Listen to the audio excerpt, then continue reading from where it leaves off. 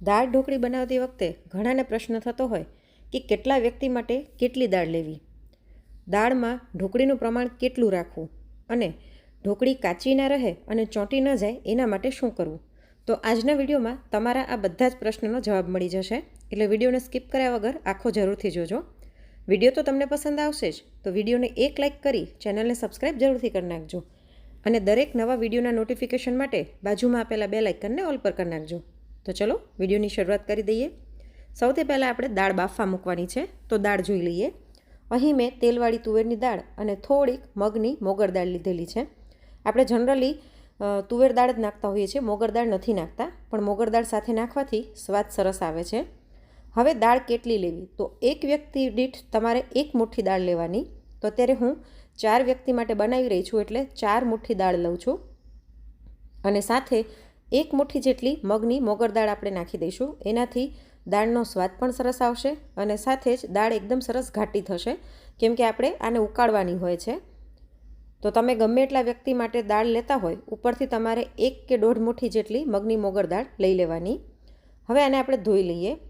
તો દાળને મેં 2 થી 3 વખત પાણીથી ધોઈ લીધી છે અને 2 ગ્લાસ પાણી નાખી અને આને આપણે અડધી કલાક માટે પલાળી દઈશું. જો તમારી પાસે ટાઈમ ન હોય તો ગરમ પાણી નાખીને 10 થી 15 મિનિટ પલાળવા દેવાની, પણ દાળને જરૂર પલાળવાની. તમે પલાળીને બાફો પછી દાળ દબાવીને જોજો અને ડાયરેક્ટ કુકરમાં બાફેલી દાળને દબાવી જોજો, તમને ફરક ખબર પડી જશે. તો અહીં દાળને પલળતા લગભગ અડધી કલાક જેવું થઈ ગયું છે. આપણે આને ગેસ ઉપર મૂકી દઈએ. ગેસ ઉપર મૂક્યા પછી તરત આનું ઢાંકણું બંધ નથી કરવાનું, આમાં એક ઉભરો આવવા દેવાનો છે. તો ઉભરો આવ્યા પછી તમે જોઈ શકો છો કે ઉપર આવી રીતના ફીણ આવી ગયા છે. તો આ ફીણને આપણે કાઢી લેવાના છે. હવે જે જમ્યા પછી એસિડિટી, યુરિક એસિડ વગેરે પ્રોબ્લેમ થતા હોય છે ને, એ આ ફીણના કારણે થતા હોય છે, એટલે આને કાઢી લેવા જરૂરી છે. પહેલાંના વખતમાં દાદી નાની જ્યારે બનાવતા તો એવી રીતના આ ફીણ કાઢીને બનાવતા હતા. હવે આની અંદર આપણે 5 ચમચી જેટલી હળદર અને અડધી ચમચી મીઠું નાખી દઈએ. સાથે 1 ચમચી ઘી નાખી દઈશું, જેથી ઉભરાશે પણ નહીં અને દાળનો સ્વાદ પણ સરસ આવશે. અને કુકરનું ઢાંકણું બંધ કરી અને મીડિયમ ફ્લેમ પર આપણે આની 3 વિસલ વગાડી લઈએ, કેમ કે આપણે દાળને પલાળીને રાખી હતી. હવે આ વિસલ થાય છે ત્યાં સુધી આપણે ઢોકળી માટેની તૈયારી કરી લઈએ. તો ખાંડણીની અંદર અડધી ચમચી જેટલો અજમો લઈ લઈશું. તમને અજમો ગરમ લાગે એવું લાગતું હોય અને ઉનાળો હોય તો તમે અજમાના બદલે જીરું પણ લઈ શકો છો.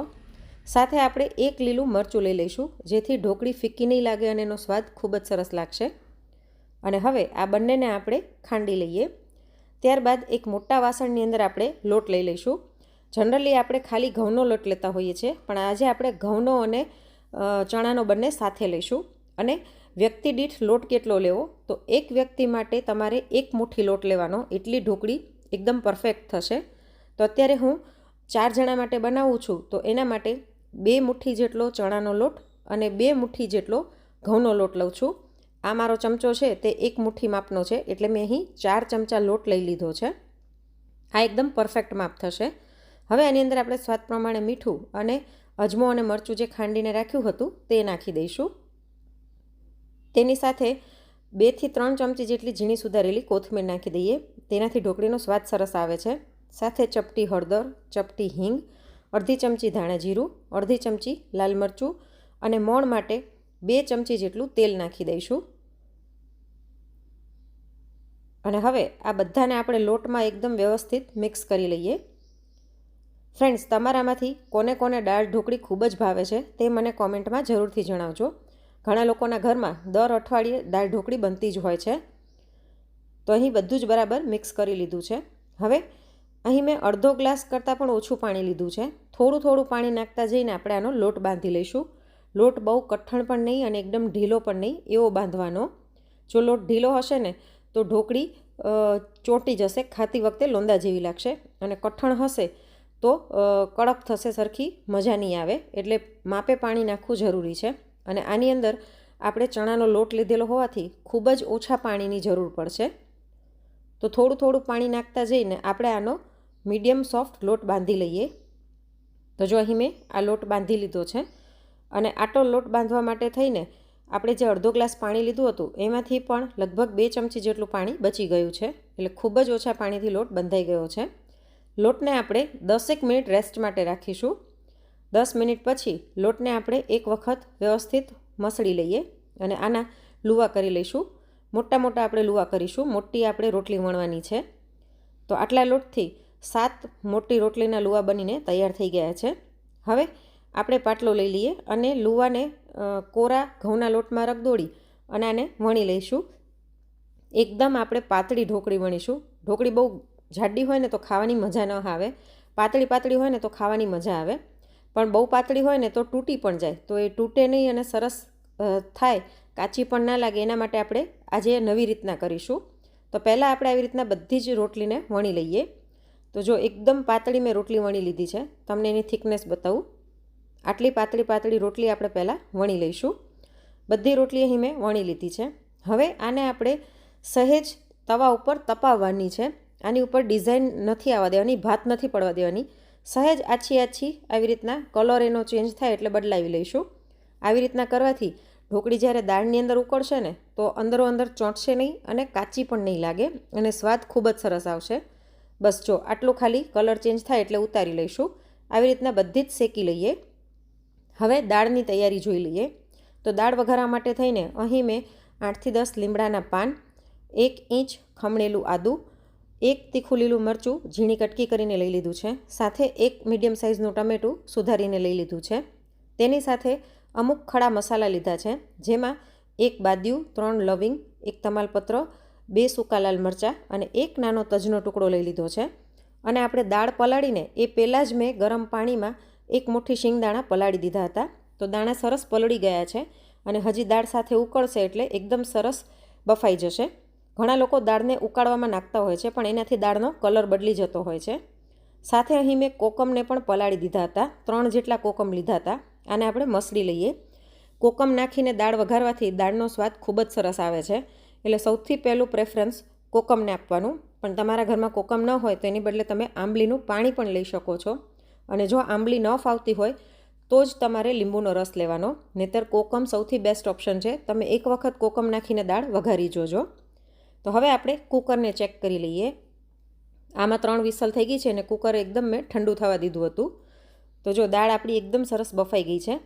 તો ફરીવાર આપણે આની અંદર અડધો ગ્લાસ પાણી નાખીને દાળને પહેલાં વ્યવસ્થિત ઝેરી લઈએ. દાળ આપણી એકદમ સરસ બફાઈ ગઈ છે એટલે સરસ એક રસ થઈ જશે. અને બાકીનું અડધો ગ્લાસ પાણી બ્લેન્ડર ઉપર હું નાખી દઉં છું. એટલે ફરીવાર મેં 1 ગ્લાસ પાણી નાખ્યું છે. અને હવે આપણે વઘાર કરી લઈએ. તો એક મોટી કડાઈની અંદર 3 ચમચી જેટલું તેલ લઈ લઈશું. તેલ ગરમ થાય એટલે આની અંદર અડધી ચમચી રાઈ નાખી દઈએ. રાઈ સરસ ફૂટી જાય એટલે અડધી ચમચી જીરું નાખી દઈશું. જીરું પણ સરસ ફૂટી જાય એટલે આની અંદર અડધી ચમચી જેટલા સફેદ તલ નાખી દઈએ. જનરલી સફેદ તલ નથી નાખતા હોતા, પણ સફેદ તલ નાખવાથી સ્વાદ સરસ આવે છે. સાથે મેં 5 ચમચી જેટલી હિંગ નાખી દીધી છે. અને ગેસની ફ્લેમ સ્લો કરી અને આપણે જે ખડા મસાલા લીધા હતા તે બધા જ નાખી દીધા છે.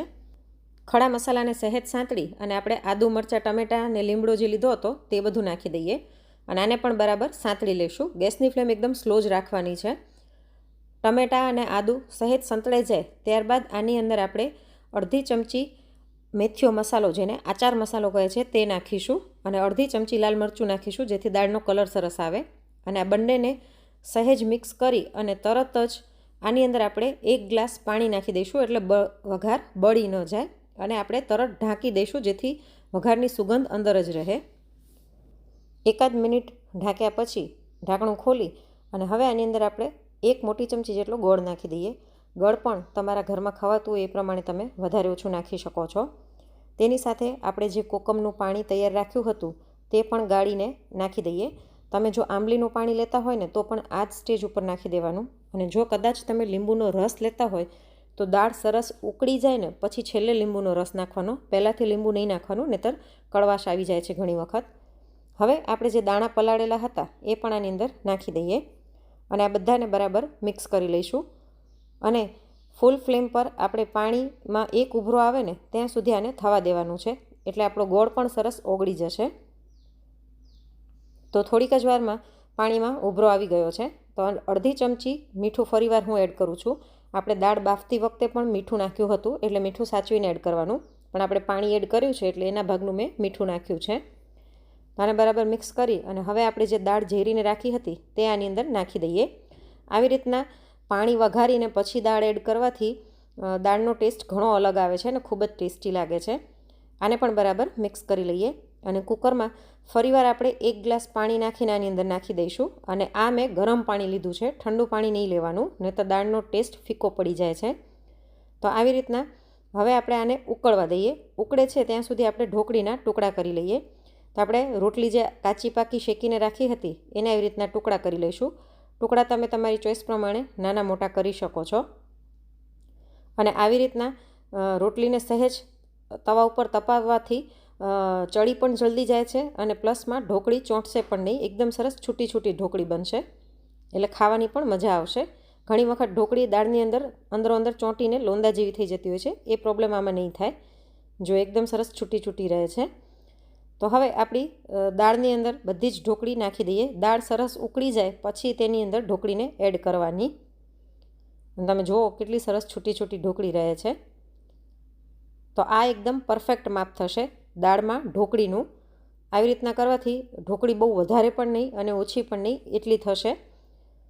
તો આને બરાબર મિક્સ કરી અને હવે મીડિયમ ફ્લેમ પર આપણે આને થોડીક વાર માટે ઉકળવા દઈશું, કેમ કે આપણી રોટલી કાચી પાકી શેકેલી હતી એટલે આને ઉકળતા વાર નહીં લાગે. તો આપણી ઢોકળી સરસ ઉકળી ગઈ છે અને તમે કલર જોઈ શકો છો દાળનો કેટલો સરસ આવ્યો છે. અને કન્સિસ્ટન્સી પણ જો દાળની બહુ ઘાટી પણ નહીં ને એકદમ પાતળી પણ નહીં, એકદમ પરફેક્ટ છે. અને ઢોકળી પણ આપણી એકદમ સરસ છૂટી છૂટી છે.